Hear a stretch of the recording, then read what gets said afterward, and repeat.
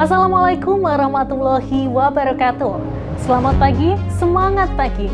Akhir pekan kali ini kami kembali hadir dengan ragam informasi penting dan menarik bagi Sobat UNES. Bersama saya Nova Ayu, inilah UNES Sepekan selengkapnya.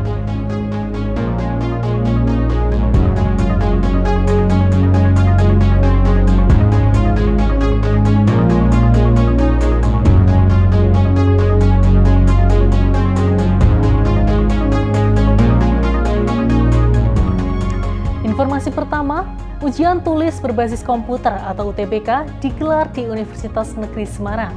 Belasan ribu peserta didik saling berkompetisi untuk bisa masuk ke perguruan tinggi negeri se-Indonesia. Hampir 13.000 peserta mengikuti ujian tulis berbasis komputer atau UTBK hari pertama di kampus Universitas Negeri Semarang Selasa lalu. Berlangsung mulai tanggal 17 hingga 29 Mei 2022. Kegiatan digelar di dua lokasi, yakni Gedung Perpustakaan dan UNES Digital Center. Pelaksanaan dilaksanakan dengan aturan ketat serta protokol kesehatan, di mana peserta diwajibkan memakai masker selama ujian hingga ukur suhu tubuh sebelum memasuki ruangan. Ujian dibagi menjadi dua sesi, pagi dan siang. Sementara kelompok ujian terdiri atas 3 kategori, yakni sains teknologi, sosial hukum, dan campuran. Untuk tahun ini yang ikut tes di UNES sebanyak 12.957, ruangan yang kita siapkan 702, kan begitu ya, baik untuk IPA, IPS maupun campuran, kan begitu. Jadi yang tes di UNES tidak kemudian diartikan peminat di UNES dan sebaliknya, karena penyediaan fasilitas itu untuk memudahkan peserta di dalam melaksanakan atau mengikuti UTBK itu. Demi berlangsungnya kelancaran ujian, pihak panitia sediakan ragam fasilitas, di antaranya jaringan internet cepat serta ratusan komputer berspesifikasi tinggi. Fasilitas ini diharapkan mampu menunjang kenyamanan peserta ujian untuk hasil yang maksimal. Tim Liputan, UNES TV melaporkan. Ada pemandangan menyentuh dalam UTBK di kampus UNES Selasa lalu. Keterbatasan fisik tak jadi penghalang bagi seseorang mencari ilmu. Berbakat kemauan kuat, seorang pelajar ikuti tes UTBK meski harus menempuh jarak yang jauh.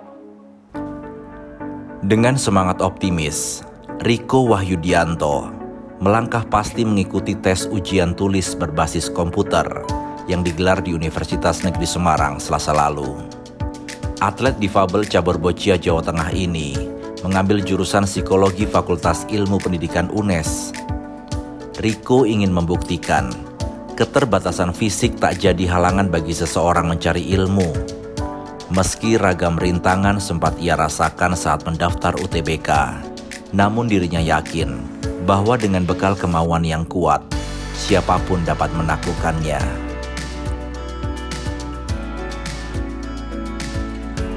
Riko adalah satu dari sekian lentera kecil yang siap mengguncang dunia pendidikan. Diharapkan sosok Riko mampu memberi motivasi bagi kaum difabel lain untuk terus mengejar mimpinya. Tim Liputan, UNES TV melaporkan.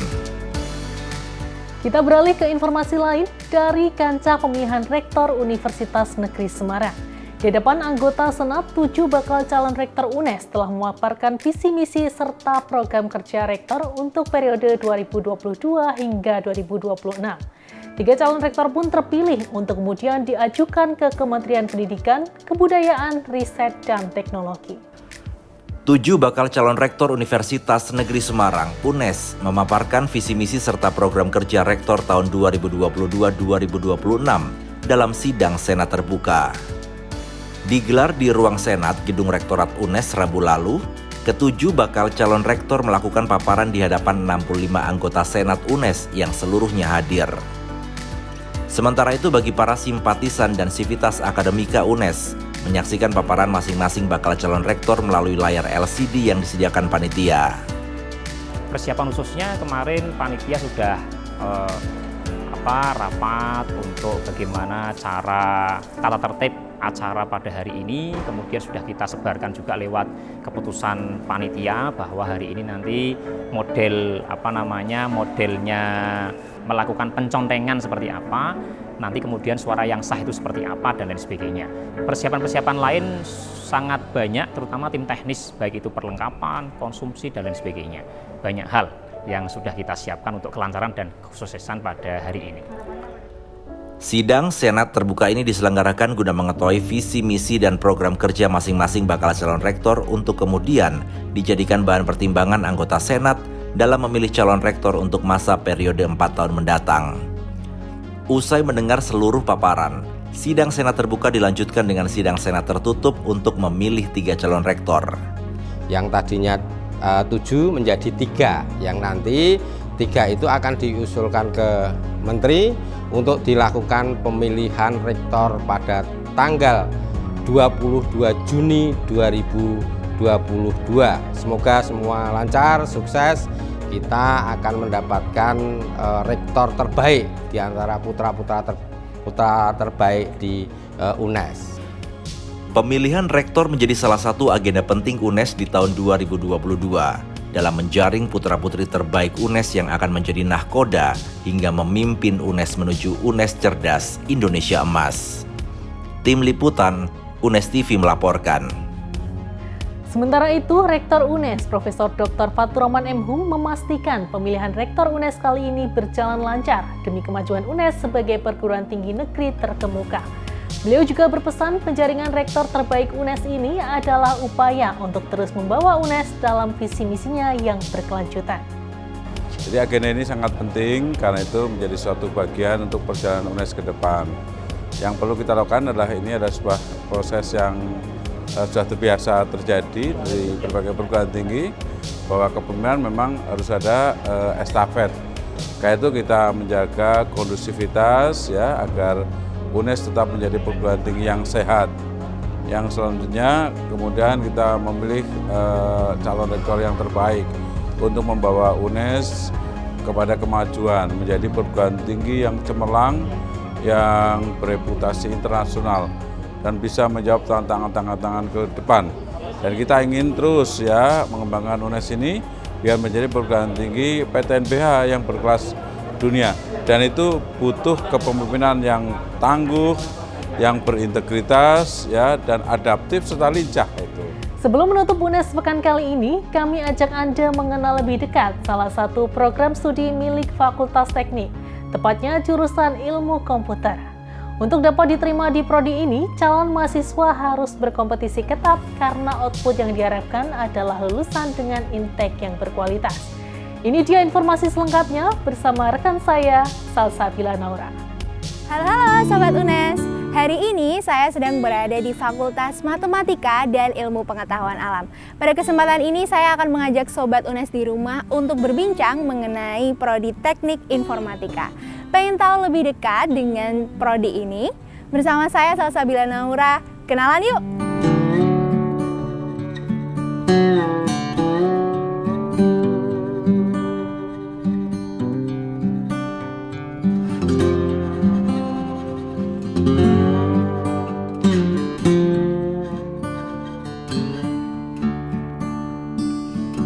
Pesatnya perkembangan teknologi menjadikan Prodi Teknik Informatika ini memiliki banyak sekali peminat. Hal ini dapat dilihat dari masuknya prodi ini ke dalam kategori 5 prodi yang paling diminati pada SBMPTN tahun 2021. Tidaklah mengherankan karena jenis pekerjaan yang menjanjikan di masa depan erat hubungannya dengan lulusan prodi ini.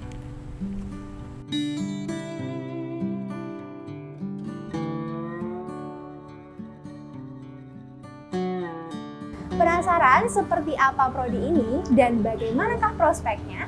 Langsung saja saya akan bertemu dengan Bapak Alamsyah selaku Ketua Jurusan Ilmu Komputer sekaligus Kaprodi dari Teknik Informatika FMIPA Universitas Negeri Semarang. Selamat siang, Bapak. Siang, Mbak Salsa. Dari mana? Saya tadi habis keliling-keliling jurusan Ilmu Komputer, Pak. Alhamdulillah, gitu. Bagaimana Pak kabarnya? Alhamdulillah, sehat walafiat. Alhamdulillah. Nah, berhubung tadi kan saya habis muter-muter jurusan Ilmu Komputer, Wah, Pak. luar biasa. Mungkin di sini Sobat UNES Ya. tahu nih Pak, sebenarnya di ilmu komputer itu ada program studi apa saja sih Oh, Pak? ya. Jadi di ilmu komputer itu ada 2 program studi. Yang pertama itu adalah program studi teknik informatika berdiri pada tahun 2012. Kemudian yang kedua itu adalah program studi sistem informasi berdiri pada tahun 2018 gitu. Berarti ada Ada dua. prodi ya Pak, Ya. teknik informatika dan juga Sistem informasi. Dan mungkin teman-teman juga di sini masih belum tahu Pak, sebenarnya Ya. perbedaan dari teknik informatika dan sistem informasi itu apa sih Pak? Nah, kalau teknik informatika lebih tekankan pada logika, pemrograman, matematik, pengolahan daripada machine learning, robotik dan sebagainya. Kalau sistem informasi itu adalah pengelolaan informasi secara modern, secara digital, kemudian ada konsep bisnisnya, manajemen bisnisnya, kemudian ada bisnis berbasis kecerdasan. Gitu. Nah, jadi itu ya Pak Perbedaannya dari seperti itu. teknik informatika dan Jadi ada unsur-unsur ekonominya sedikit di Ya. sistem informasi itu, ya. Iya. Nah, mungkin nih kita akan membahas tentang teknik informatika. Dan informatika, terlebih dahulu oke, Pak, ya siap ya. Mungkin teman-teman di sini ingin tahu sebenarnya di teknik informatika itu kita belajar apa aja sih Pak?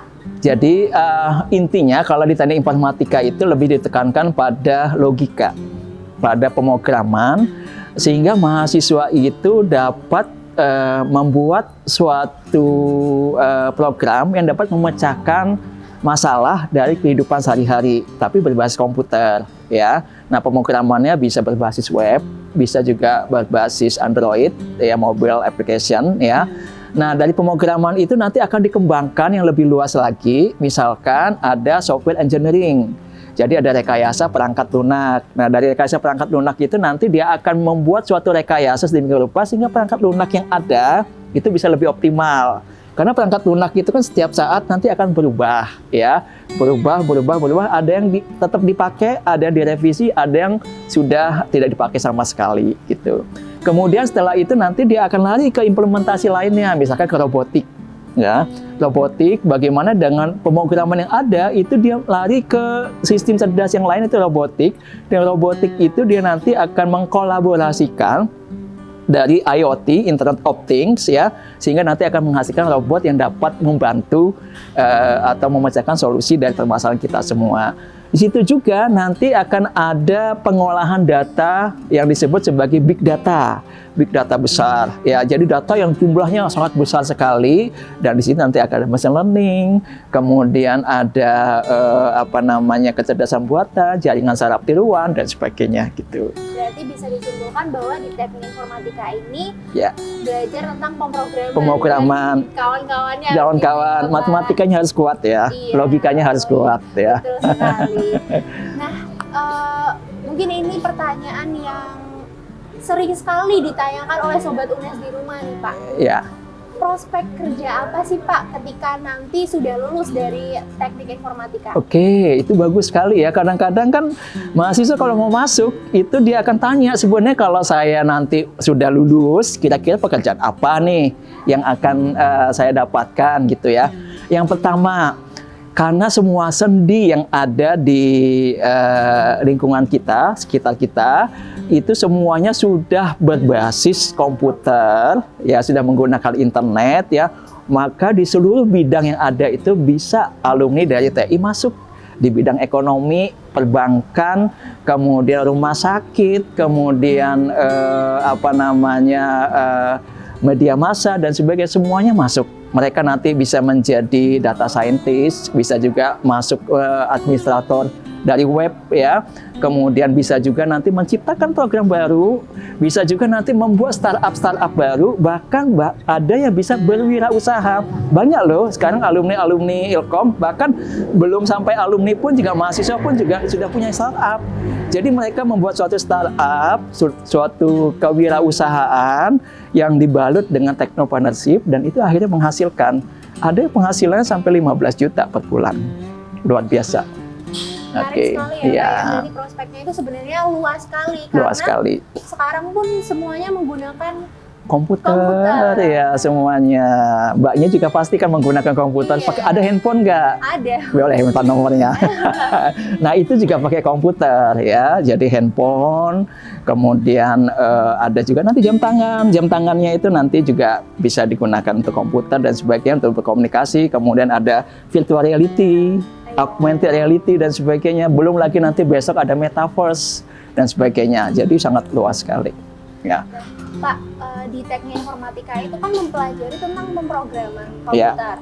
Nah, bagaimana sih Pak pembelajarannya di kelas? Karena kan harus mempelajari pemrograman yang sebagainya, pasti membutuhkan device atau perangkat. Ya.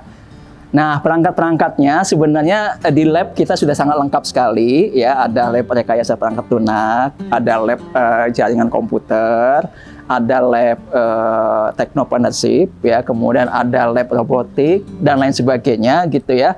Kita sudah lengkap sekali dan lab-lab yang disediakan itu semuanya digunakan untuk mahasiswa. Bahkan kita memfasilitasi bagi mahasiswa yang sedang penelitian skripsi, silakan gunakan lab kita, gitu, untuk memaksimalkan hasil penelitian, bahkan bisa berkolaborasi dengan penelitian dosen, ya. Kemudian metode penyampaiannya pun juga dibuat sedemikian rupa sehingga interaktif, tidak ada jarak antara mahasiswa dan dosen, gitu.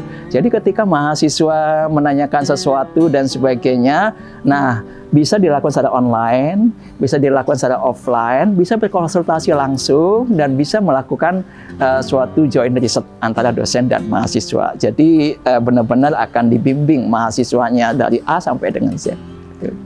Nah, itu dia tadi ya penjelasan lengkap dari Pak Alamsyah tentang teknik informatika. Nah, mungkin ini sebagai penutup Pak, apa sih Pak harapan Bapak kepada Sobat UNES di rumah yang masih bingung mau cari kuliah di mana? Mungkin bisa diajak untuk bergabung menjadi mahasiswa di teknik informatika.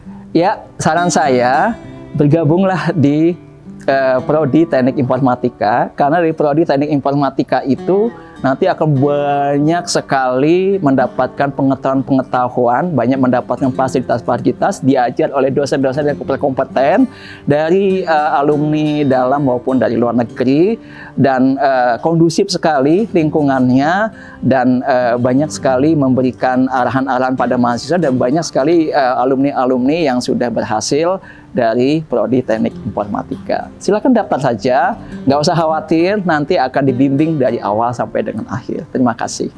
Baik Bapak, terima kasih banyak. Sama-sama. Saya mau lanjut jalan-jalan lagi nih. Oh, jalan-jalan kemana? Oh, ilmu komputer. Ayo, saya dampingi. Ya, silakan.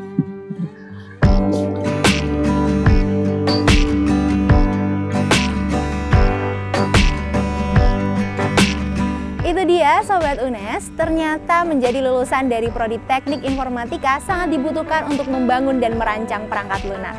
Yuk segera bergabung di Prodi Teknik Informatika dan sampai jumpa di prodi-prodi selanjutnya. Usai sudah UNES sepekan kali ini. Bagi Sobat UNES yang ingin berbagi informasi, kritik, serta saran dapat mengirimkannya via email ke podcast@mail.unes.ac.id. Saya Nova Ayu, sampai jumpa.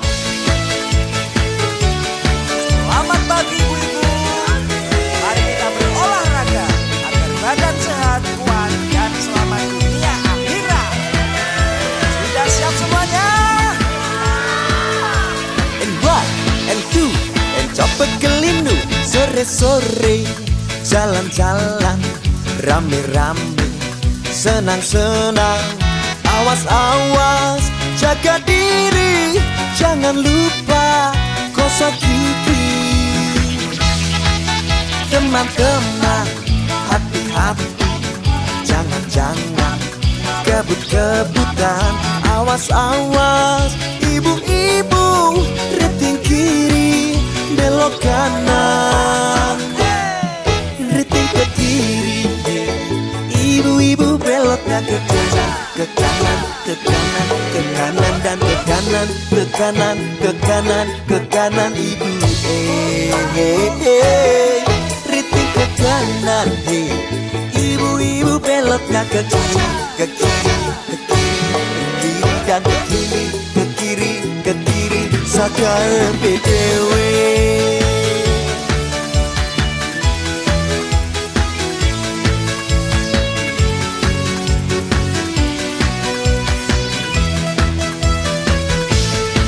Sore-sore, jalan-jalan, rame-rame, senang-senang. Awas-awas, jaga diri, jangan lupa poso iki. Teman-teman, hati-hati, jangan-jangan kebut-kebutan. Awas-awas, ibu-ibu, riting kiri, belok kanan. Riting ke kiri, hey.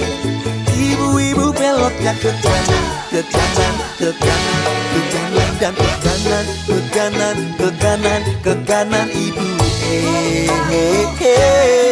Riting ke kanan, hey.